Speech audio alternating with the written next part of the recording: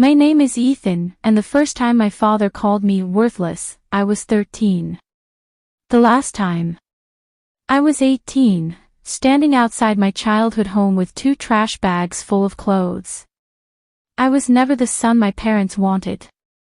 I wasn't athletic like my older brother. I wasn't top of my class like my cousin they constantly compared me to. I struggled in school because of anxiety and panic attacks, but in my parents' eyes, mental health was just laziness. Every mistake became proof that I would fail in life. One evening, after another argument about college applications, my father finally exploded. "You contribute nothing to this family," he shouted. My mother crossed her arms and added coldly, "We're tired of carrying you." I remember my hands shaking as I tried to explain myself. "I'm trying." "Trying isn't enough," my father snapped. Then he pointed toward the front door. "If you can't become useful, you can leave." I waited for someone to stop the argument. Nobody did. So at 18 years old, I walked out of my house carrying 2 trash bags and the feeling that even my own family believed I was nothing. The first year was brutal. I slept on friends' couches until I ran out of friends willing to help. Then cheap motels. Then sometimes my car. I worked every job I could find. Gas station clerk. Warehouse loader. Night security. Dishwasher. I was exhausted all the time. But something strange happened during those lonely nights. Without my parents constantly insulting me, I slowly stopped believing I was worthless. One manager noticed how organized I was and promoted me quickly. Another taught me about sales. For the first time in my life, people saw potential in me instead of failure. And little by little, I started seeing it too. At 21, I started a small home security installation business with borrowed tools and an old van. It nearly failed. Twice. But I kept learning. Kept improving. Kept pushing. Eventually, the company grew. Then exploded. Within 7 years, I owned one of the fastest growing private security companies in the state. I bought a beautiful home in a gated neighborhood. Not because I cared about showing off, but because deep down, part of me still remembered what it felt like to have nowhere safe to sleep.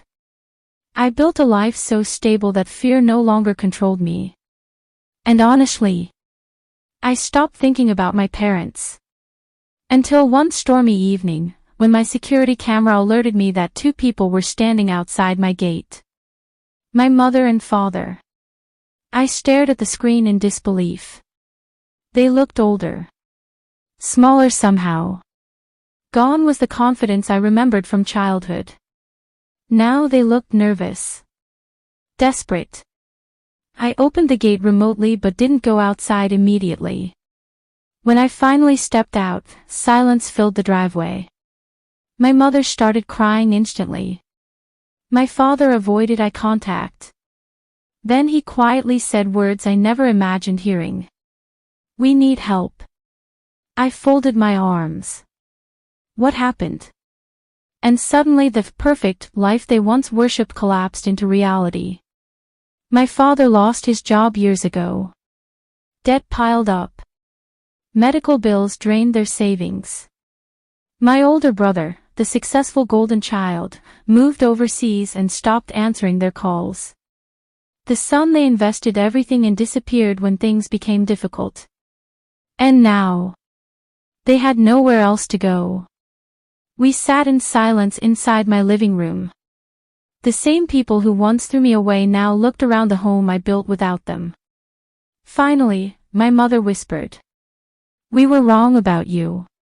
I wish that sentence healed everything. But it didn't.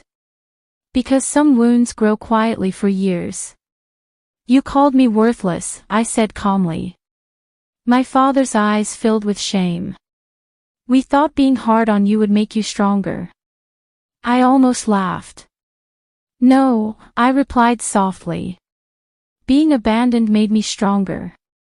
That silence hurt all of us. Then my father asked carefully, "Are you going to turn us away?" And honestly, part of me wanted to. Part of me wanted them to feel exactly what they made me feel at 18.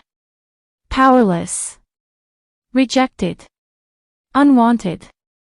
But pain has a strange way of teaching compassion to people who survive it. I let them stay. Not because they earned it. Because I refused to become cruel. At first, everything felt awkward. Careful conversations. Heavy silence. Years of damage sitting at the dinner table between us. But slowly, honesty began replacing pride. One evening, my father stood in my kitchen and quietly said, "I spent so many years trying to create a successful son, that I failed to be a good father." My mother cried after hearing that. And honestly, so did I. Forgiveness didn't happen instantly. Some days still hurt. Some memories still sting. But for the first time in our lives, we stopped pretending. And maybe that was the real beginning.